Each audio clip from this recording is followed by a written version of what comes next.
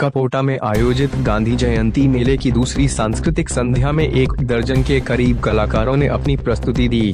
गानों की धुनों पर रात भर कलाकारों ने लोगों झुमाए रखा। दूसरी सांस्कृतिक संध्या में प्रदेश खाद्य आपूर्ति निगम उपाध्यक्ष बलदेव तोमर ने बतौर मुख्य अतिथि शिरकत करके मेला कमेटी का मान बढ़ाया, तो वही मेला कमेटी ने भी ढोल नगाड़ों के साथ फूल मालाएं अर्पित करके मुख्य अतिथि बलदेव तोमर का स्वागत किया गया। सर्वप्रथम बलदेव तोमर ने मंच पर पहुंचते ही दीप प्रज्वलित करके सांस्कृतिक संध्या का आगाज किया। तत्पश्चात स्थानीय कलाकारों ने लोक संस्कृति पर आधारित लोकगीत, लोक गाथाएं, हारोल, लोक नाट्यों से लोगों का मनोरंजन किया तथा समूचे पड़ाल को झूमने पर मजबूर किया। इस दौरान उत्तराखंड लोक गायकी में मशहूर सीताराम शर्मा व सहयोगी कलाकारों ने प्रस्तुतियाँ देकर उत्तराखंड संस्कृति से हिमाचल वासियों को रूबरू करवाया, जबकि हिमाचली कलाकार कमलेश शर्मा, कृष चौहान, तुषार सिंह, अमित नौटियाल, राजेंद्र शर्मा सहित आधे दर्जन से अधिक कलाकारों ने अनूठी प्रस्तुतियां पेश करके लोगों के दिलों में जगह बनाई है।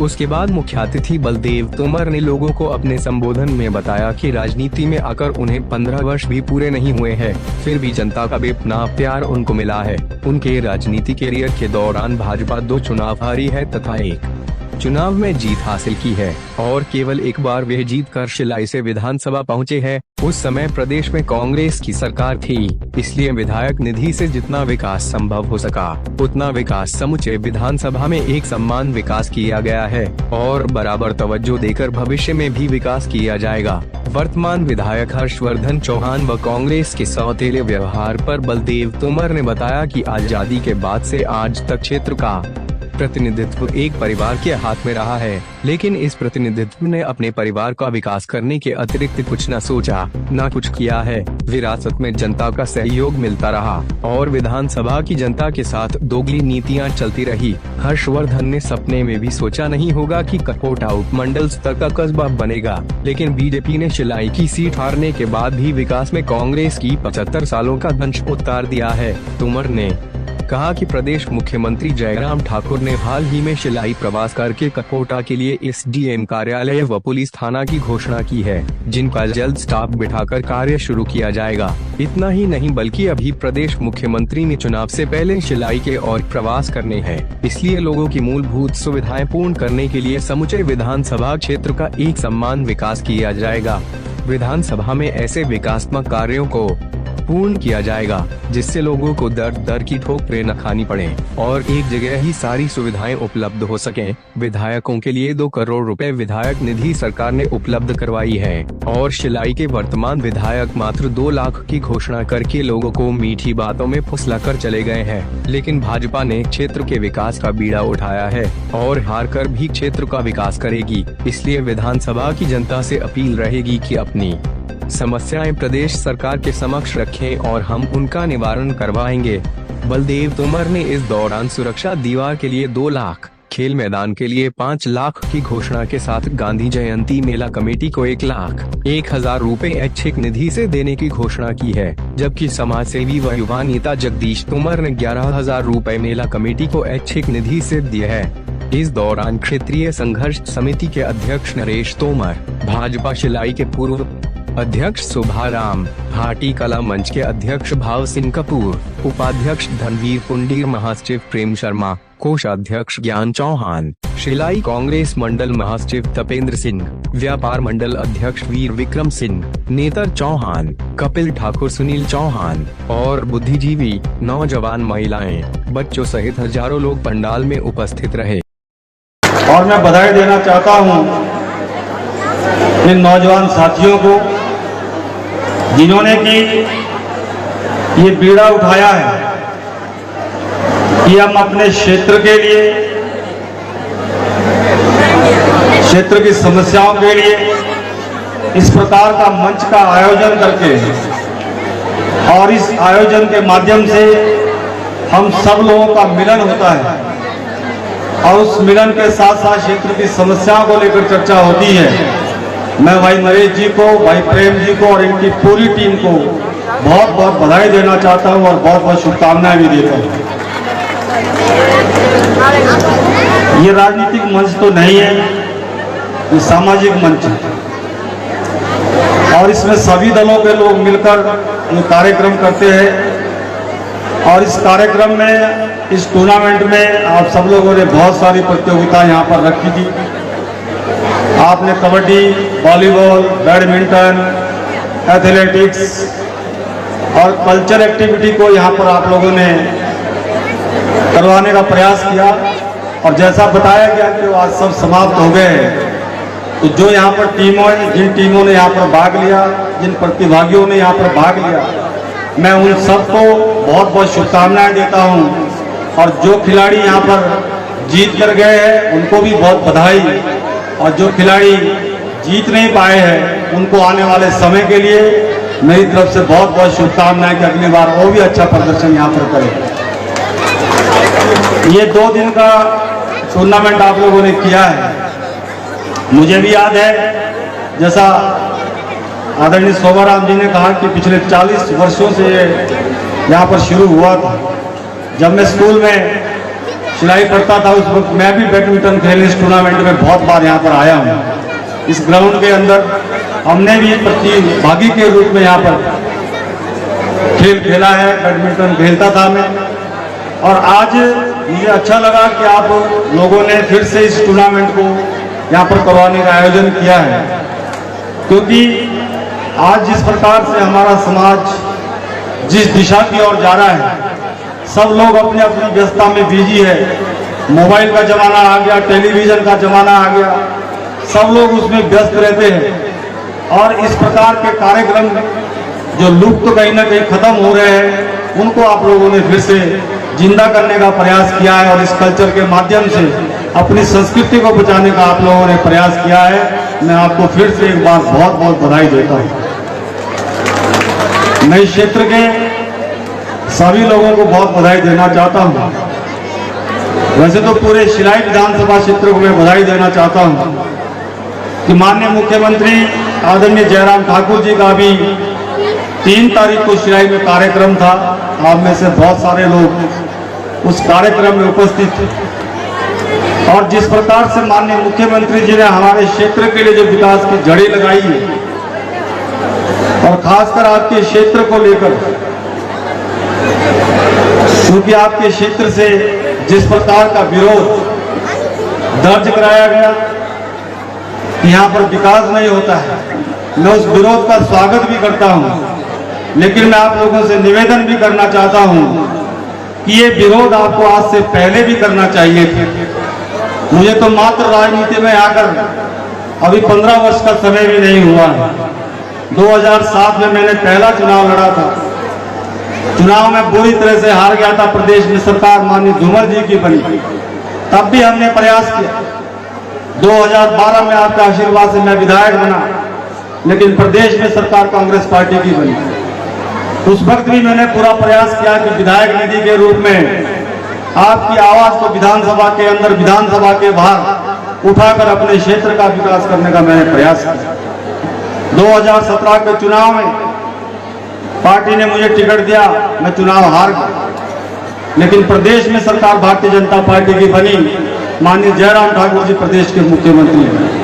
मैंने हर बार अपने भाषण में आप लोगों से एक बात कहता था कि अगर कभी मुझे समय मिलेगा अपने क्षेत्र के विकास करने का, तो मैं कभी चूकूंगा नहीं।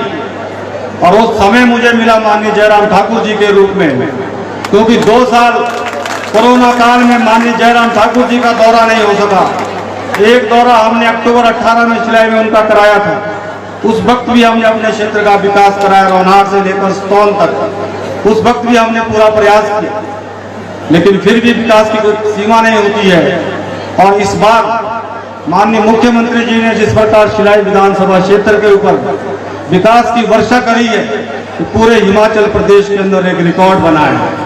35 घोषणाएं माननीय मुख्यमंत्री जी ने अपने दौरे के दौरान कर। बहुत कम विधानसभा क्षेत्र ऐसे हैं, मुश्किल से 4 या 5 विधानसभा क्षेत्र ऐसे होंगे जहां पर 2-2 एसडीएम कार्यालय और 2-2 बीडीओ के ऑफिस। ये कोई छोटी बात नहीं है, क्योंकि जब कोई चीज हो जाती है तो लोग उसको बहुत हल्के में लेते हैं कि कोई बड़ी बात नहीं है। लेकिन मेरा यहाँ पर बैठे जो मेरे नौजवान साथी हैं, मेरी नौजवान बेटियां हैं जो स्कूल कॉलेज में पढ़ रही है, आप लोगों से मेरा निवेदन है कि आप लोग इस बात का मंथन करिए इस शिलाई विधानसभा क्षेत्र के अंदर पिछले 70 वर्ष के कार्यकाल में किन किन लोगों ने राज किया है, किन किन को हम लोगों ने विधायक बनाया है।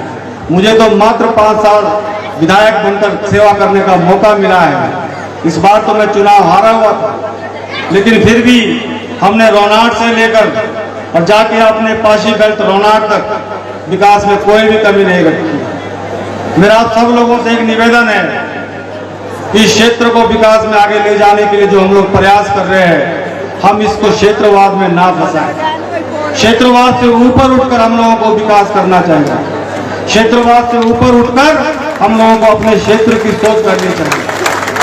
माननीय मुख्यमंत्री जी ने आपके क्षेत्र में एसडीएम का कार्यालय दिया, पुलिस का थाना दिया, इलेक्ट्रिसिटी का सब डिवीजन दिया है। यहाँ पर मेरे नौजवान साथी बैठे हैं, जो आज कॉलेज में मेरे नौजवान साथी पढ़ रहे हैं, उस बात की अहमियत ये लोग समझ सकते हैं। अगर आपको एक ट्रैक्टर सर्टिफिकेट बनाना पड़ता है तो आज आप लोग कहाँ जाते हैं? आपको पुरवाला में थाने के अंदर जाना पड़ेगा एसएचओ से वेरिफिकेशन कराने के लिए।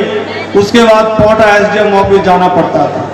आने वाले दिनों में आपका यहीं पर पुलिस थाना भी होगा, यहीं पर एसडीएम भी बैठेगा, आपको कहीं जाने की आवश्यकता नहीं पड़ेगी। ऐसे अनेकों छोटे छोटे काम, जिस काम के लिए हम पिछले 70 साल से धक्के खा रहे थे। हम लोग सुबह उठकर पोटा जाते थे, पोटा में अपना काम करवाते थे, हजारों रुपए खर्च करते थे। आज हमने सारी वो दूरियां खत्म कर दी है। आपके काम आपके घर बैठकर ही होंगे, आपके काम कफोटा के अंदर ही होंगे। हमने बीडीओ का कार्यालय आपको दिया है। आज 23 पंचायतें का कार्यालय आपके तिलौधार के अंदर है, आपको पोटा जाने की आवश्यकता नहीं है। जब हमने सारी घोषणा यहाँ पर करवाई है, पोटा के दुकानदारों ने मुझसे पूछा, एक दिन वो मुझे मिलने आए कि आपने हमारा सारा कारोबार बंद कर दिया है, अब सिलाई क्षेत्र से कोई लोग नहीं आएंगे क्योंकि कोर्ट सिलाई में हो गया। आपके 2-2 एसडीएम आपने सिलाई में कर दिए, 2-2 बीडीओ कार्यालय सिलाई में हो गए, इलेक्ट्रिसिटी का डिवीजन सिलाई में हो गया, पीडब्ल्यूडी का डिवीजन पहले सिलाई में था, आईपीएच का डिवीजन सिलाई में हो गया, तो पोटा किस काम के लिए लोग जाएंगे? आने वाले समय के अंदर मैं आप लोगों को विश्वास दिलाना चाहता हूँ। मेरे साथी ने प्रेम जी ने यहाँ पर बहुत सारी डिमांडें पढ़कर रखी। डिमांडों की कोई आवश्यकता नहीं है। मैं आपको विश्वास दिलाना चाहता हूँ कि जो आशीर्वाद और जो प्यार आपने मुझे 2012 में दिया, आप मुझे 2022 में वही प्यार और आशीर्वाद दीजिए। आपकी एक भी मांग मैं अधूरी नहीं रहने दूंगा, सारी की सारी मांगें मैं पूरी कर दूंगा। जो व्यक्ति हारकर आपके इतने काम कर सकता है, अगर आप उसको ताकत देंगे, अगर आप उसको व्यक्ति को विधानसभा के अंदर भेजेंगे, तो हम आपके विकास में कोई कमी नहीं रखेंगे। 2007 से मैं राजनीति में आया हूँ, आपने मुझे प्यार दिया, आशीर्वाद दिया, और हमने भी कोई कसर नहीं छोड़ी है। जो हमसे बन पड़ता था हमने वो करने का प्रयास किया है। चाहे रोनाट की आप बात करें, चाहे सिलाई की बात करें, चाहे कफोटा की बात करें, चाहे सतौन की बात करें। और अभी तो 1 साल सरकार का, माननीय जयराम ठाकुर जी की सरकार का प्रदेश के अंदर और है। अभी एक दौरा में उनका और अपने क्षेत्र के अंदर कराऊंगा। जो कमी रह गई है, इस दौरे के अंदर रह गई है, वो सारी की सारी कमी मैं उस दौरे के अंदर पूरी कराऊंगा। विकास की अपने क्षेत्र में कोई कमी हम नहीं आने देंगे। मेरा आप लोगों से ये निवेदन है कि जो व्यक्ति विशेष विकास करता है, उस व्यक्ति की चिंता आप लोगों को भी करनी चाहिए। कई बार हम लोग छोटी छोटी बातों में फंस जाते हैं, छोटी छोटी बातों में हम लोग लड़ाई करना शुरू कर जाते हैं। अभी मैं बैठे बैठे एक न्यूज देख रहा था, उस न्यूज के अंदर शिमला से न्यूज लगी है कि कफोटा का एसडीएम कार्यालय फंसा विवादों में। मेरा आप सभी लोगों से निवेदन है, यहाँ हमारे उस क्षेत्र के लोग भी बैठे हैं, आप लोग भी बैठे हैं, हम बड़ी मुश्किल से विकास इस क्षेत्र का करवा रहे हैं और हम लोग पिछड़ा रहना चाहते हैं। जिस प्रकार से लड़ाई में हम आप लोग पीछे हैं, आज तक कोई भी राजनीति के क्यों इसमें हाथ नहीं डालता था। पिछले 40 साल से आप लोग ब्लॉक की मांग कर रहे थे, एसडीएम की तो कभी हमने सोचा भी नहीं था कि हमारे को दूसरा एसडीएम भी नहीं मिलेगा। लेकिन ब्लॉक की डिमांड हमारी 40 साल से थी। लेकिन जो भी यहाँ पर राजनेता हुए उन्होंने कभी उसके ऊपर उस विषय को छुआ तक नहीं, क्योंकि वो लोग वोट की राजनीति करते थे। हम लोगों ने विकास की राजनीति करी है। हमने फैसला लिया कि हम लोग ब्लॉक को अपने आपके क्षेत्र में खोलेंगे और उसके साथ साथ आपको एसडीएम का कार्यालय भी दिया। इसलिए मेरा आप सभी लोगों से निवेदन है कि हम कृपया करके क्षेत्रवाद की राजनीति में ना फंसकर, और जो हमारी आने वाली पीढ़ी है, जो हमारा भविष्य है, जो हमारे बच्चे आज स्कूल और कॉलेज में पढ़ रहे हैं, उनकी चिंता हम लोगों को करनी है। इसलिए इस क्षेत्र को विकास में आगे ले जाने के लिए हम आपके साथ कंधे से कंधा मिलाकर खड़े हैं। जहां भी आप लोग कहेंगे हम आपके साथ खड़े होकर अपने क्षेत्र की लड़ाई को लड़ेंगे। आपके क्षेत्र में कॉलेज खुला है, उसका हम धन्यवाद करते हैं, लेकिन शायद आप लोगों को मालूम नहीं है जब ये कॉलेज खुला था इस कॉलेज के लिए कितना पैसा मिला था। मात्र 9 लाख रुपए मिले थे। मैं धन्यवाद करना चाहता हूं माननीय जयराम ठाकुर जी का इस मंच से, जिन्होंने कि 7 करोड़ 60 लाख रुपए अपने इस कार्यकाल में उनको दिए, और आज ये बिल्डिंग बनकर तैयार हो रही है। यहाँ कॉलेज के बच्चे भी बैठे होंगे। 2 महीने के अंदर अंदर आपका कॉलेज का भवन बनकर तैयार होगा और हम इसका उद्घाटन करवाएंगे, और उसके बाद आपकी क्लासें उस कॉलेज के अंदर लगेगी। और भी बहुत सारी विकास की बात मैं यहाँ पर कर सकता हूँ। बहुत सारी चर्चाएं हम लोग कर सकते हैं। हम लोग 60 साल का इतिहास भी यहाँ पर बता सकते हैं और अपने इस कार्यकाल की भी पूरी चर्चा आप लोगों के साथ कर सकते हैं, लेकिन आज समय नहीं है, क्योंकि आप सब लोग आज यहाँ पर सांस्कृतिक संध्या का आनंद लेना चाहते हैं। तो मैं इसलिए आप सभी का एक बार पुनः आपको बधाई देता हूँ। और भाई प्रेम जी ने यहाँ पर जो बहुत सारी समस्या आप लोगों ने इस क्षेत्र की रखी है, चाहे कॉलेज की बात आपने करी है, कुछ कक्षाएं साइंस की कक्षाओं की बात करी है, आपके यहाँ ITI भी है, और उस ITI का भी मैं आपको बताऊं कि जब उसका शिलान्यास हुआ था तो बिना पैसे के शिलान्यास हुआ था। हमने अभी माननीय जयराम ठाकुर जी से उसके लिए 5 करोड़ रुपए दिलाए और उसका टेंडर लग गया है, और परसों पहले नवरात्रि से 7 तारीख से उसका काम जोरों शोरों से शुरू होगा, और बहुत जल्दी आपको बिल्डिंग बनाकर हम देंगे। पिछले बार जब माननीय जयराम ठाकुर जी आए थे उस वक्त हमने यहाँ पर आपके 2 ट्रेड भी बढ़ाए थे, और आज शायद यहाँ पर 4 या 5 ट्रेड ITI के यहाँ पर चल रहे हैं। बहुत सारी आप लोगों ने यहाँ पर बातें कही है। मैं आपको मात्र इतना विश्वास दिलाना चाहता हूँ, क्योंकि ये सारी मांगे माननीय मुख्यमंत्री जी के स्तर की मांगे हैं। चाहे आपका गवर्नमेंट सीनियर सेकेंडरी स्कूल में एग्जामिनेशन हॉल है, कफोटा में साइंस की विषय की बात है, डिग्री कॉलेज में MA की कक्षाओं की बात है।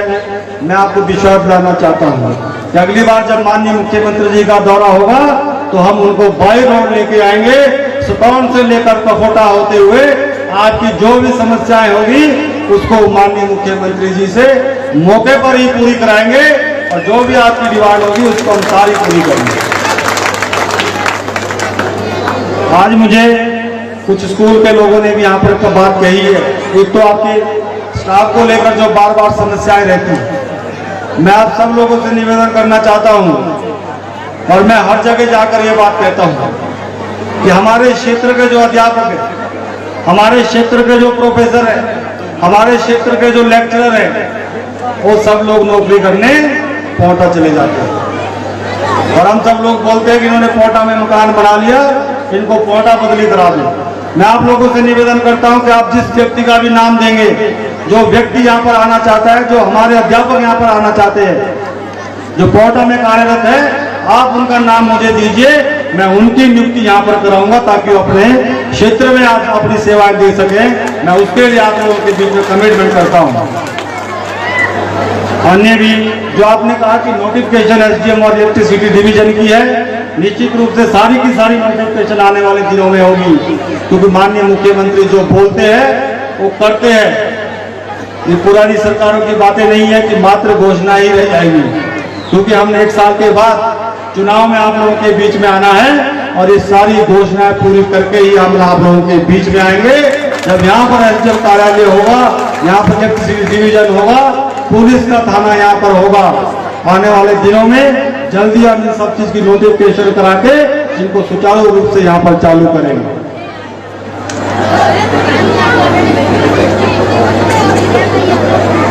कोटापात की एक समस्या यहाँ पर भाई नरेश जी कह रहे हैं कि 108 इनकी, क्योंकि शिलाई ब्लॉक में पड़ते हैं, इसलिए इनके लिए 108 जो शिलाई से घूमकर आती है।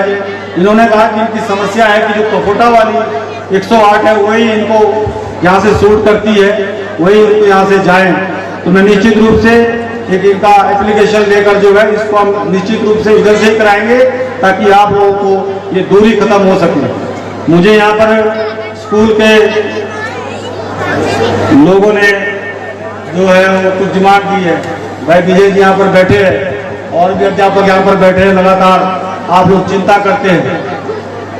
और पिछले कल माननीय विधायक जी यहाँ पर आए थे, मैं चाहता था कि आप लोग उनसे डिमांड करते हैं, क्योंकि विधायक जी के पास विधायक निधि होती है 2 करोड़ रुपए, जो आप लोगों का पैसा है, तो 2 करोड़ रुपए एक साल का माननीय विधायक जी को मिलता है। उनसे आप लोगों को डिमांड करनी चाहिए थी, पर मुझे पता लगा कि उन्होंने मात्र 2-2.5 लाख रुपए ही दिए हैं।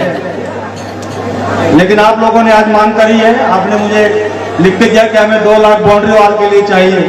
मैं उसकी घोषणा करता हूं, आपको 2 लाख रुपए बाउंड्री वॉल के लिए देंगे। और यहाँ पर खेल मैदान के लिए, पाप के लिए बोला गया है कि यहाँ पर खेल मैदान बनाना है। वैसे तो मुझे लगता है कि जो आपका खेल मैदान बना है वो आने वाले समय में, क्योंकि नेशनल हाईवे सड़क का काम लगा है और वो सड़क जिस प्रकार से हमारे क्षेत्र के लिए 1350 करोड़ रुपए का प्रोजेक्ट मिला है, 1350 करोड़ रुपए से हमारी नेशनल हाईवे सड़क बन रही है और ग्रीन कॉरिडोर में बन रही है, जिसको कि सीधा मंत्रालय खुद देख रहा है। ये हमारे आने वाले समय के लिए जिस वक्त ये सड़क बनकर तैयार होगी, हमारे क्षेत्र में रोजगार के साधन खुलेंगे, हमारे नौजवान लोग लड़कों को अपने क्षेत्र में ही रोजगार मिलेगा। लेकिन फिर भी आपने यहाँ पर डिमांड करी है, तो मैं इसके लिए भी 5 लाख रुपए की घोषणा करता हूँ। और हमारे जो क्लब के साथी है जिन्होंने इतना अच्छा आयोजन कराया है, इनका खर्चा भी हुआ, बहुत सारा खर्चा होता है, तो इनके लिए भी मैं अपनी तरफ से 1,01,000 रुपए की घोषणा करता हूँ।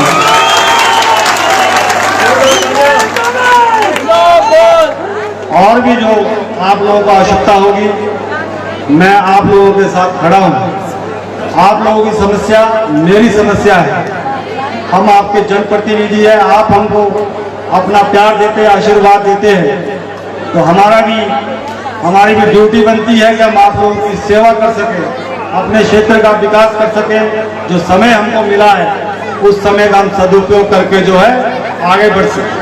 एक बात मैं अवश्य आप लोगों से कहना चाहता हूं, भाई मामराज जी ने जिस बात का यहाँ पर जिक्र किया है, नशा जो है हमारे क्षेत्र में जिस प्रकार से पांव पसार रहा है, खासकर मेरा नौजवान साथियों से निवेदन है जो कॉलेज में पढ़ते हैं, स्कूल में पढ़ते हैं, कृपया करके इस नशे से आप लोग दूर रहिए। नशा जो है हमारा जीवन तो खत्म करता ही है, साथ साथ पूरा हमारा परिवार भी तोड़ देता है।